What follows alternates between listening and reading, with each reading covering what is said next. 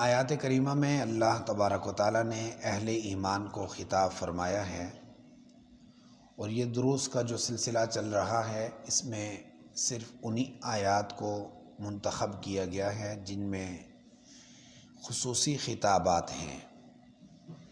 اس خطاب کو اللہ تبارک و تعالیٰ نے اس موقع پر نازل فرمایا جب آپ صلی اللہ علیہ وسلم مدینہ طیبہ میں اپنا پورا کنٹرول سنبھال چکے، اور پھر فتح مکہ بھی ہو چکا، اور مکہ فتح کرنے کے بعد آپ صلی اللہ علیہ وسلم نے حج کی تیاری شروع فرمائی۔ اب حج کی تیاری کے بعد آپ صلی اللہ علیہ وسلم پہلے سے خود ہی جو ہی حج فرض ہوا خود تشریف نہیں لائے۔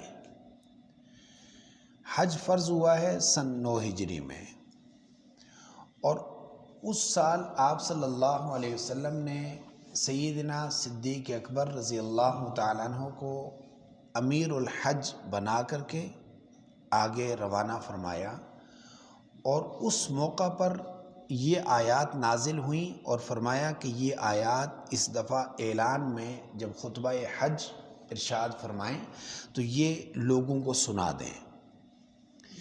کیا آیات ہیں وہ ترجمے میں آپ خود سماعت فرمائیں گے۔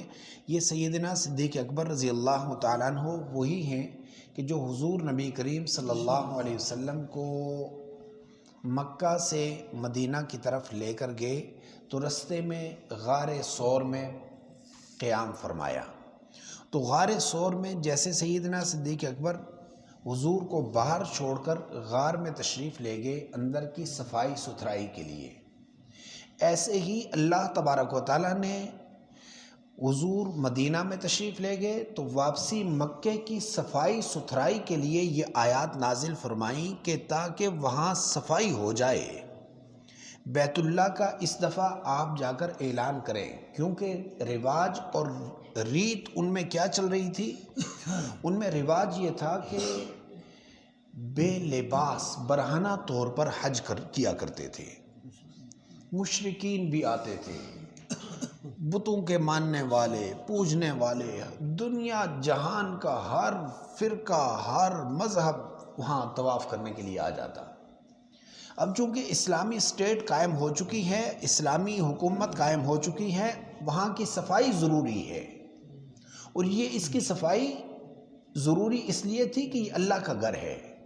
اس لیے فرمایا یا ایھا الذین آمنوا، ہے ایمان والو، انما المشرکون نجس، مشرکین نجس ہیں، فلا یقربوا المسجد الحرام بعد عامہم ھذا، اس سال کے بعد مسجد حرام کے قریب بھی وہ نہ پھٹکنے پائیں۔ یہ اعلان فرمایا۔ اب سیدنا صدیق اکبر رضی اللہ تعالیٰ عنہ امیر الحج ہیں، اور انہوں نے یہ اعلان فرمایا۔ دیکھنے میں یہ اعلان ایک طرح کی حوصلہ شکنی ہے کہ بھئی وہ تو اللہ پر ایمان لانے والے ہیں، اور وہ تو قیامت پر بھی ایمان لانے والے ہیں، رہی صحیح یہودیت کو کچھ نہ کچھ تو وہ مانتے ہیں، عیسائیت کو کچھ نہ کچھ تو وہ مانتے، وہ بھی تو کتاب اہل کتاب ہیں جی، جیسے کہا جاتا ہے۔ تو اللہ تبارک و تعالیٰ نے جو عنوان قائم فرمایا اس میں فرمایا یہ مشرک ہیں، چاہے وہ بتوں کی پجاری ہوں تب، سیدنا عیسیٰ علیہ السلام کو نعوذ باللہ ثم نعوذ باللہ اللہ کا بیٹا مانتے ہوں تب، یہ بھی شرک ہے، اور سیدنا عزیر کو اللہ کا بیٹا مانے تب بھی شرک ہے، اور اللہ تبارک و تعالیٰ کے ذات و صفات کو غیر میں ماننے والے یہ سارے مشرک ہیں۔ مشرکین کی اب مسجد حرام کے ساتھ کوئی مناسبت نہیں ہے، یہ ایمان والوں کا مرکز ہے، اس کو صاف کر دینا چاہیے۔ چنانچہ چونکہ ابتدائی اسلام پھیل رہا ہے، مسلمان یعنی گنتی کے مسلمان ہیں، لاکھوں میں ابھی پہنچے ہیں بڑی مشکل سے، ان 1 لاکھ میں ان کو یہ گمان گزرا کہ اگر یہی کیفیت ہوگی تو یہاں تو بڑا سا کاروبار ہوتا تھا، حج کے موقع پر دنیا جہان کے ساری انسانیت ادھر امنڈ پڑتی تھی اور وہاں بڑا کاروبار ہوتا تھا، لوگ وہاں تجارت کرتے تھے. تو وہ فرمایا وَإِنْ خِفْتُمْ عَيْلَةً، اگر تمہیں یہ خوف ہو کنگال ہونے کا یا مفلسی کا خوف ہو، فَسَوْفَ يُغْنِيكُمُ اللَّهُ مِنْ فَضْلِهِ إِنْ شَاءَ، اگر اللہ نے چاہا تو تمہیں مستغنی کر دے گا، تمہیں مالدار کر دے گا. تمہیں خوف نہ ہو کہ اب اگر صرف مسلمان آئیں گے تو مسلمان تو تھوڑے سے ہوں گے، کفار جن پر پابندی لگی ہے، یہ تو معاشی قتل نظر آ رہا تھا ایمان والوں کو. تو فرمایا کہ معاشی قتل نہیں ہے، بظاہر تو تمہیں یہ لگے گا کہ ان کے چلے جانے سے کاروبار فلاپ ہوا ہے، لیکن یہ کاروبار فلاپ ہونا یہ اللہ کی مٹھی میں ہے، اللہ کے قبضے میں ہے. اگر اللہ چاہیں تو تمہیں اس کے علاوہ بھی مستغنی کر دیں گے. فرمایا ان اللہ علیم حکیم، اللہ جانتا ہے جو تم نے یہ محسوس کیا ہے، اللہ اس سے پہلے باخبر ہے. حکیم اتنا ہے کہ اس کی حکمت کا تقاضا یہ ہے کہ اب اس کا گھر ہر قسم کے بت سے، ظاہری اور باطنی تمام نجاستوں سے پاک ہو جائے. چنانچہ ظاہری جو حکم ہے اس میں مشرکین کو جو نجس کہا گیا ہے، یہ ظاہری پلیتگی کی وجہ سے نہیں، ظاہری نجاست کی وجہ سے نہیں، بلکہ ان کے اندر معنوی نجاست ہے. ایمان کے ساتھ دل صاف ہوتا ہے اور بے ایمانی شرک کی وجہ سے دل پلید ہو جاتا ہے، اور اس نجاست کی وجہ سے اللہ تبارک و تعالیٰ کے گھر میں اور مسجد حرم مکی ہو یا حرم مدنی ہو، دونوں میں مشرکین کا داخلہ منع ہے.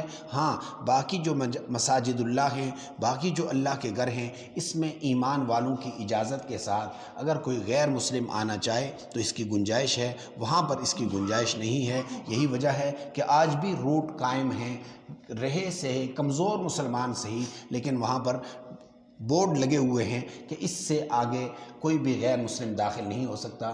دعا فرمائیں کہ اللہ تبارک و تعالی ہمیں اپنی ذات پر کامل ایمان نصیب فرمائے. ہمیں بھی یہ جو ڈر لگا رہتا ہے نا، جیسے یہاں اللہ نے اشارہ فرمایا ہے، یہ ہمیں بھی ڈر لگتا ہے کہ شاید سودی لین دین بند کر دیں گے تو تجارت فلاپ ہو جائے گی. یغنیکم اللہ من فضلی، اللہ اپنے فضل سے متبادل دے دیتے ہیں. اللہ صرف چاہتے ہیں کہ امتحان کے لیے تیار ہو جاؤ.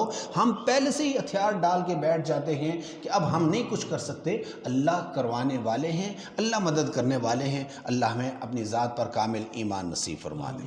قل یا عبادی الذین اسرفوا علی انفسهم لا تقنطوا من رحمت اللہ